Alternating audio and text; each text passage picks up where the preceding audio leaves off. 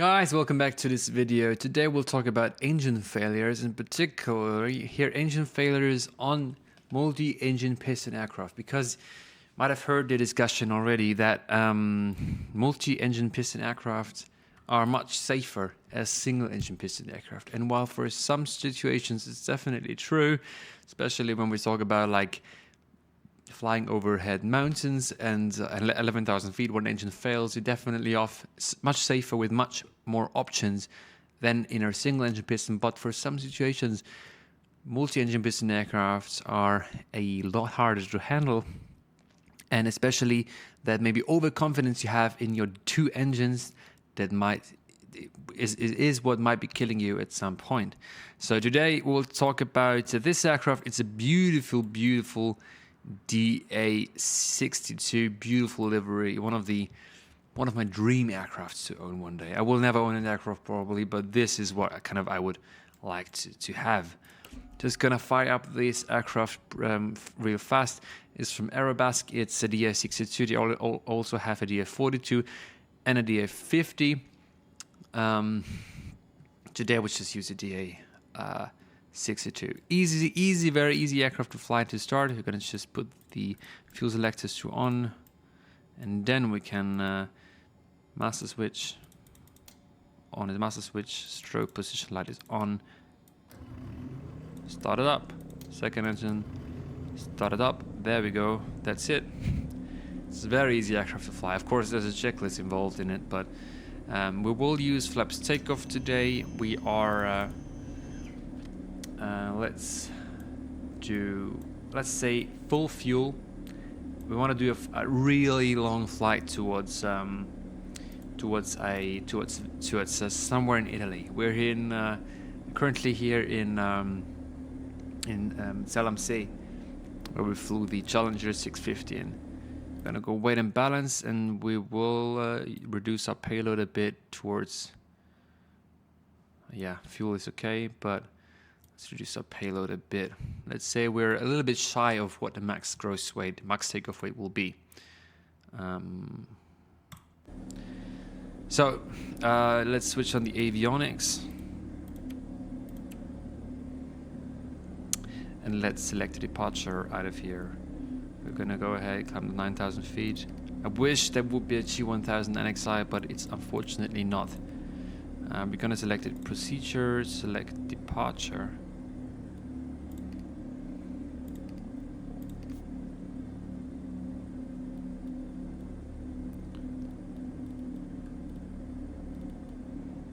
Okay, the departure is going towards the west. So this is what we're gonna do. Okay guys, so next step is to taxi light on, parking brake is off. Let's actually get going here.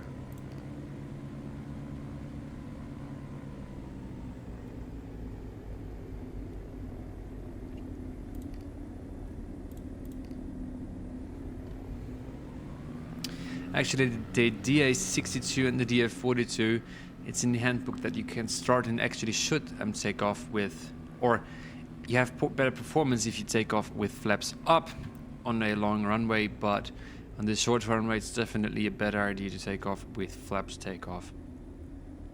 Concerning the engine failure, there's an option in the X-plane menu to select an engine failure here with this aircraft, but unfortunately, very unfortunately for us, there's like 2 or 3 really important steps in an engine failure that you have to do in order to make a successful attempt of keeping the aircraft in the air. First, the most important step is of course fly the aircraft. You have to step the rudder, dead foot, dead engine. That means if the left engine fails, the right engine will press, the right foot will press into the rudder in order to keep a straight line. Is that correct? That foot, that engine? Yeah, I think it is, yeah. So left engine fails, aircraft will yaw to the left. You have to press the right rudder in order to keep straight. We also have a rudder trim on here, which is here, which we're gonna use once we've established a clean and good climb out. And another step here, very important here on the propeller aircraft, also on Dash 8s and ATRs, is to feather the prop once the engine has failed. And there we have the problem with X-plane. If you put the engine failure into X-plane and it will fail at, like, let's say V1, there's a problem that you can't feather the prop anymore because the engine is failed. So that function is failed as well, which is quite sad. We can try, if you guys want, to see what else kind of failures we could do. Let's say we have motor, this is the motor, fuel air. Let's say we have engine flame out, engine failure. I don't want to select that, because that will definitely mean the engine has failed and I can't switch the master switch to off position, which is bad. So as I said, what we're gonna do, we're gonna simulate our engine failure with just using the fuel cutoff position, and then we can do all the stuff with the master switch put into off position. So if you put the master switch here, which is here, into off position on an engine failure, it will mean that the prop is then feathered. It's hydraulically actuated, is what I think, and then you have a relatively okay climb out performance.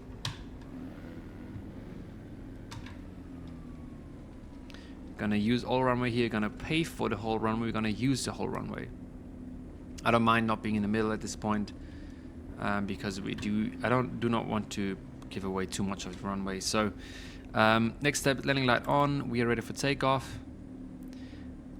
Just climb straight ahead. We're gonna put the flight director bars on here. Is it working or not? It doesn't work. Flight director? No, flight director here. There we go. Roll pitch. We're gonna select GPS. Perfect. That's it for the time. The speed, VY, let's just put in 94 at this time. Easy. There we go.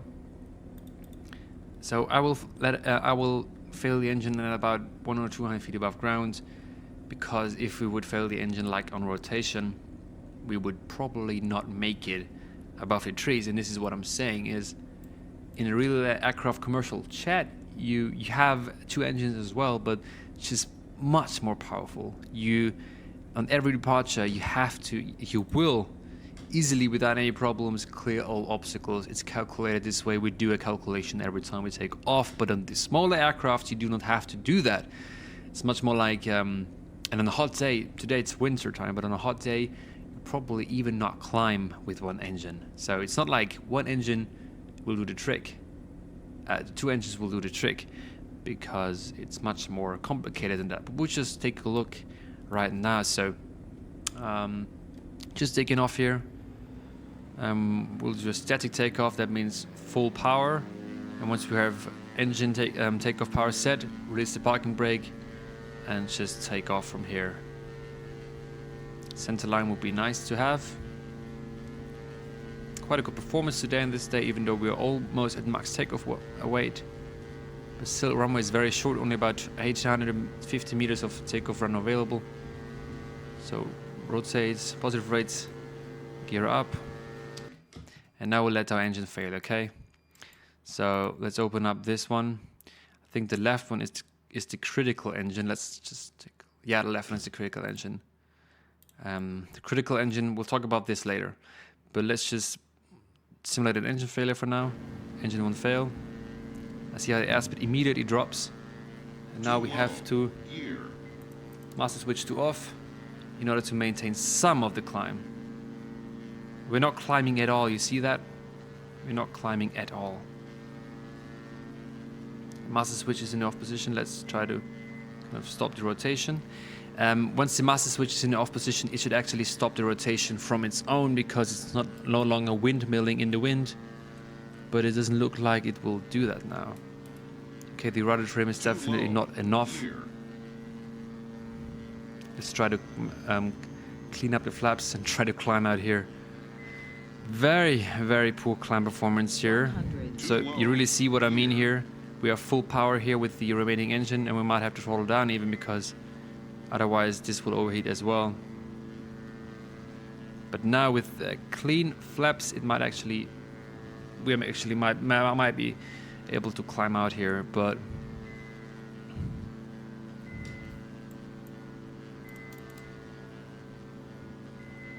still rotating, which I don't like.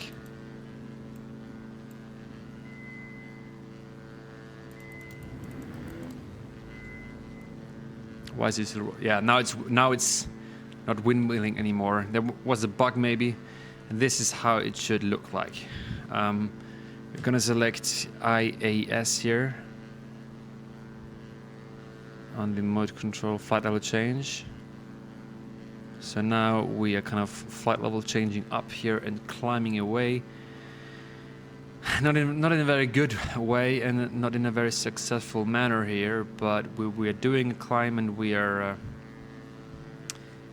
now accelerating a little bit just to have more rudder authority, and we're gonna climb with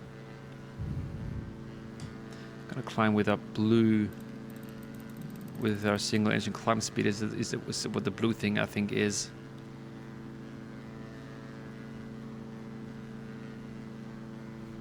So we're not going to try to switch on the autopilot. Don't know if that will actually work. We don't have an aileron trim at this time, but we do have full rudder trim to the right, and we do have the autopilot now engaged, which gives us a lot of capacity and reduces our workload quite a lot. Okay, so looks pretty good to me. We're following the departure route.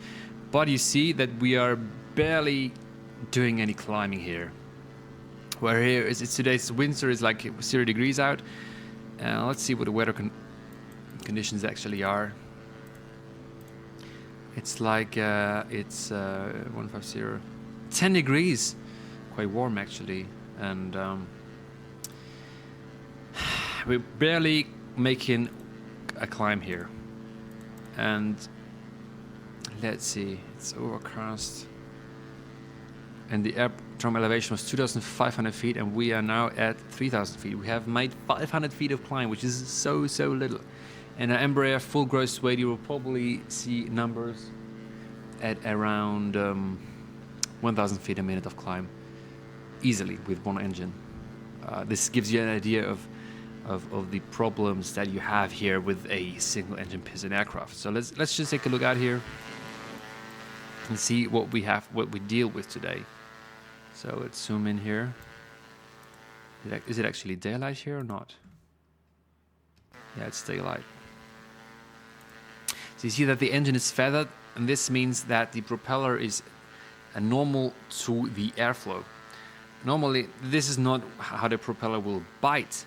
The propeller will only bite if you let it have a little bit of a pitch.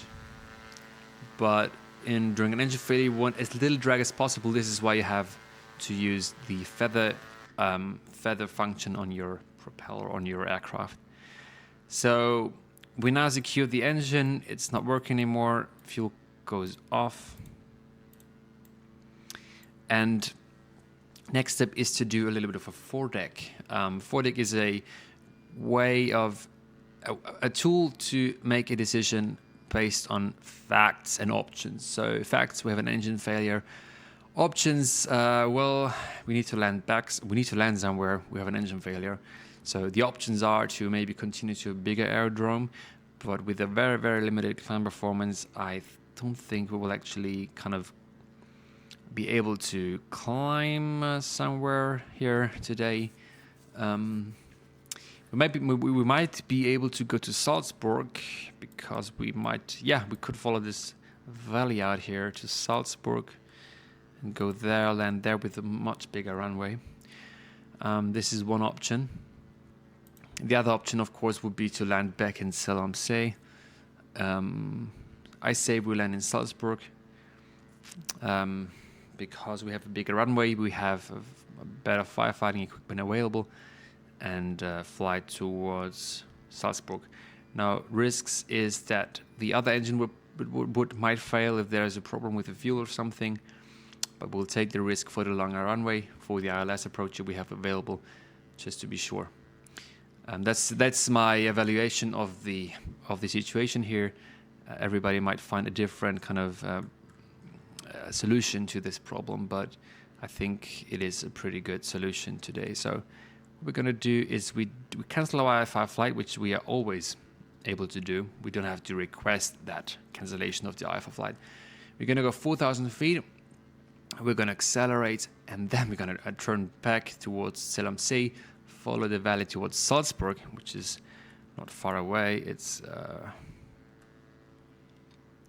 about 35 miles. We're going to go to Salzburg, and then we're going to do an analysis approach in Salzburg. So that's what we're going to do.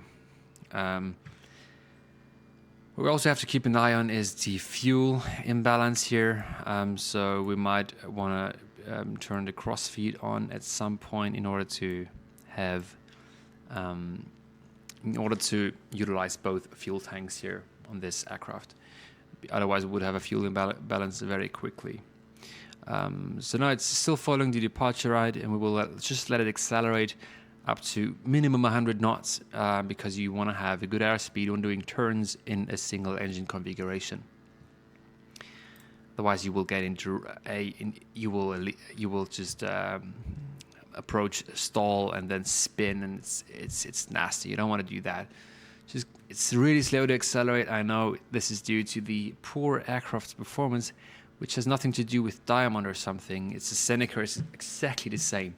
I've never flown a Seneca, but what I've heard from people, a Seneca also does not have a very good climb up performance. So this is just a problem with aircrafts like this.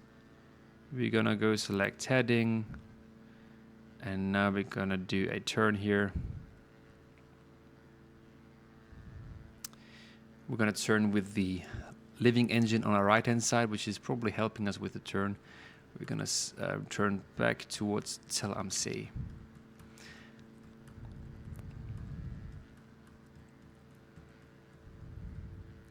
Probably not a good idea to go fly IFR in wintertime with the de-icing level set to low. Fun fact, aircrafts like these, the DA-42, the DA-50, the DA-62 have a TKS de-icing system. Also maybe the Cessna 182 as well. Some planes have a TKS de-icing system, and what that means is that I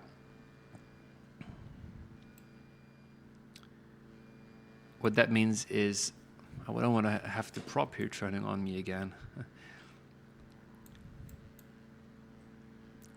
I would reduce power a bit just to not, maybe climb a bit anyways. Climb some more altitude. Gonna go up here, select flight level change. Pitch nose up. Oh no, we're going into a mountain, come on. Don't go into a mountain, baby. It's a close call, a very close call.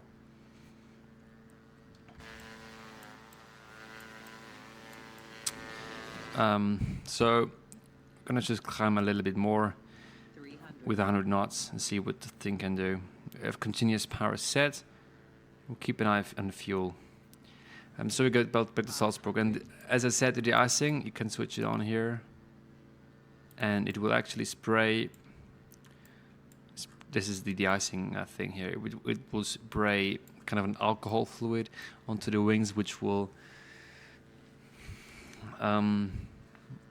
It's not a de-ice. So here it says de-ice, but it's much more of an anti-ice. You cannot remove ice that has already formed. You can only prevent fresh ice from forming. So this is why it's actually an anti-ice and not a de-ice. So this is actually wrong plating, but it's the same in real aircraft as well. It is written on here wrong. You have two pumps for redundancy. You have normal and high mode, and you have a fluid tank that you can actually fill up here. So let's go to refill anti-icing fluid. And now we can actually use it, but we don't need it at this time. You will need it only in clouds or during precipitation with no low temperatures. So we're barely climbing here. I don't think then we can actually do more than like 4,000 feet. So let's go back, alt select 4,000 feet, and let's stay at this altitude. So what we're gonna do, the plan is now just turn back, 4,000 feet, fly up the valley here, and then goes to Salzburg. So I'm going to catch you on the approach towards Salzburg, and then we will talk about the approach with an engine failed and what specifics we have to think about doing an approach like this. So catch you back in a few minutes. Welcome back, guys. We are in our approach towards Salzburg. We chose to pick up an IFR clearance because no, we did not.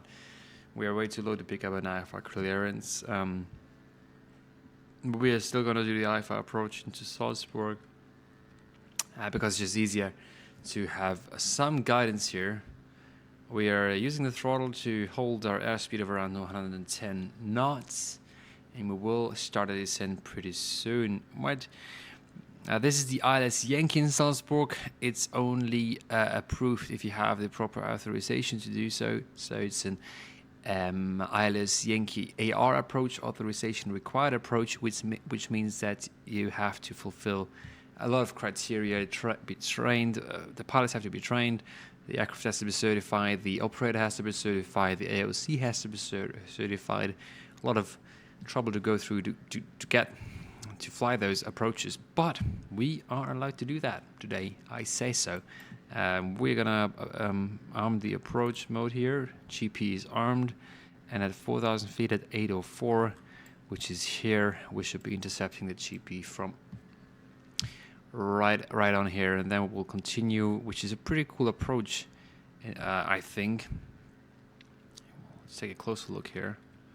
We're gonna continue down here this path, down to runway 33, curved approach, curved final approach, and this is why it's only allowed for specific operators with authorization. But it's a very cool procedure. Let's check out actually the minima of this approach. Let's see what the minima are.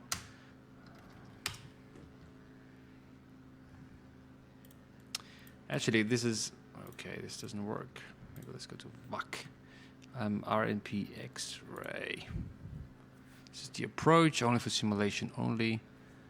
This doesn't look like the approach we are flying. No, RMP X-ray 3, Zulu 33. I think this is the approach. Yeah, this is it. And what is the minima here? I think this is the minima, right? Yeah, it's 1780. So we can put in the minima here. Menu. How do I do it? Minima. PFT. How do I put in the minima on the G1000? I've flown with this in real life, but I just cannot remember how to do it.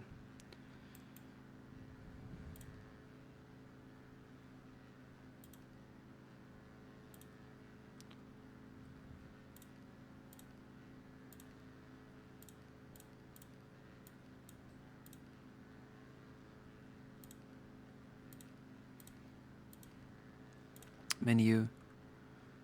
Procedure, select approach. Oh God, I don't know how to do it, but it doesn't matter because we're already inside with the runway, so let's just fly it this way. GP is alive.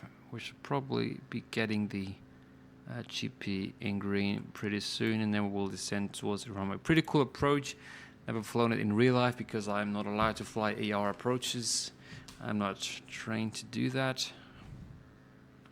But our airline is trained to do that, and we have approaches that we actually fly. For instance, in Innsbruck. Innsbruck is a very special airport in the middle of the Alps, and there are approaches that you need authorization to fly, and people that fly Innsbruck have a special Innsbruck rating, and also with the approaches, of course. Good stuff. That the propeller doesn't just start to turn again, so we just try to keep our speed low. And also stuff you have to just keep in mind when doing a single engine landing is that the rudder trim is set to a certain amount, and you want to center the rudder trim once when you fly, you want to have it centered, otherwise it can just flick on you and makes it horrible landing. Good stuff, guys. We are... How many miles are we out to Salzburg? Let's see. About 5 miles out to Salzburg. We're just gonna fly it clean at this point. And also we're gonna select flaps takeoff for landing, just to have a little bit less drag. This is a long enough runway, and maybe in Cell C, where we departed from, it would have been a problem to fly with flaps takeoff because the runway is so short. This is why we took this option, to have this option to just go. We could even go flaps up, but we're just gonna fly it flaps takeoff, and then make a nice stable approach here towards Salzburg. Pretty good stuff. And of course landing it down. So let's just configure our aircraft now for land. Let's just wait a few more seconds. I mean, you would have to be stable, but I just don't want to go hard here on the throttle. Let's start with flaps takeoff. We're in the wide arc here. Let's go flaps takeoff. Let's go gear down. This is gonna be your final approach. Just gonna let the autopilot fly for most of the time. Now we have to get back with some rudder trim. Let's see how it actually does. Synthetic vision looks awful here. Final approach speed is gonna be 80 knots. And we have the rudder trim full to the right. Now, in real life you would have definitely have it centered, but not here. Autopilot flight director off, because the rudder on this Logitech joystick is awful to use. We are a little bit high here, low.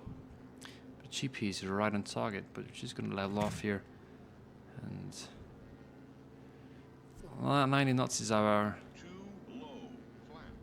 Yeah, no. I don't know if that's actually a procedure to land with flaps takeoff, but I decided to do so just to have a little bit less drag. But look, we are kind of fighting here with full power, landing gear down. So even more drag would probably not be a good idea. Let's see how we do with the landing. 2 wides, 2 right, that's perfect.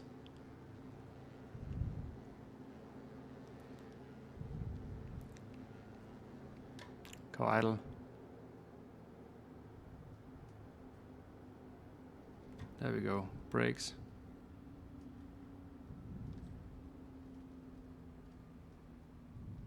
Not gonna make that exit, gonna make the next one.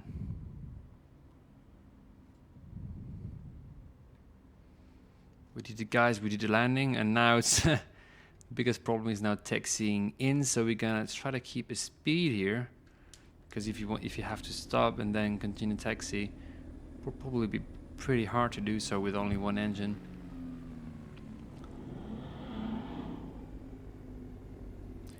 So we're gonna try to taxi in here to the apron, one engine only, and we're going to the GSC immediately, and we will have us towed to the maintenance so they can do some work on our engine. Pretty good stuff.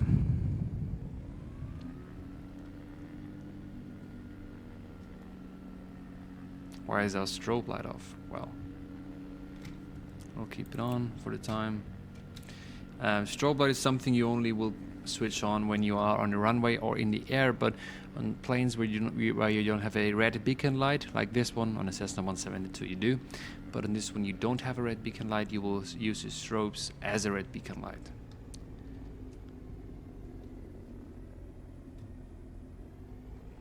And we'd have to wait for like 1 minute with 10% power in order for the engine to cool down, but we're just not gonna do that today. We're just gonna...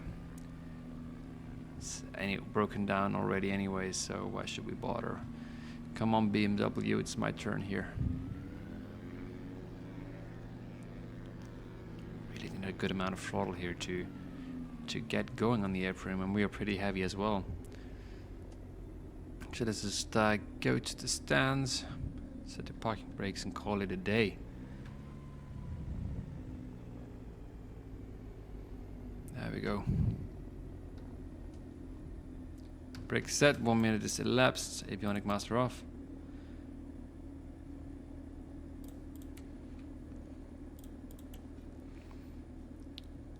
Engine master off. Strobe off, position off, electric master off. That's it, guys. As you see, that, well, probably saw today that it is pretty hard to fly a multi-engine piston with a single engine, and that it's not a given for you to have the actual power and performance to just take off of any airfield with one engine.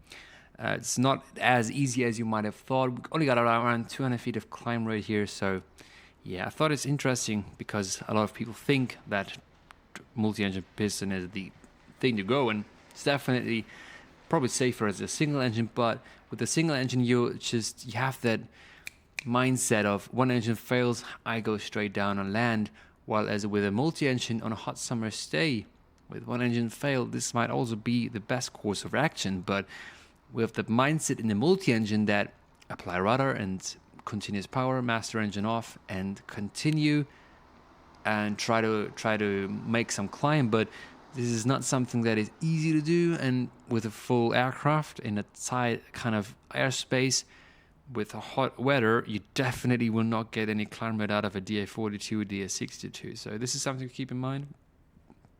Breathe on the takeoff maybe. We're too hot to do a single engine climb today. If one engine fails, we have to land on a field somewhere, just you do with a single engine piston. I'll leave it there for you guys. See you in the next one, and bye-bye.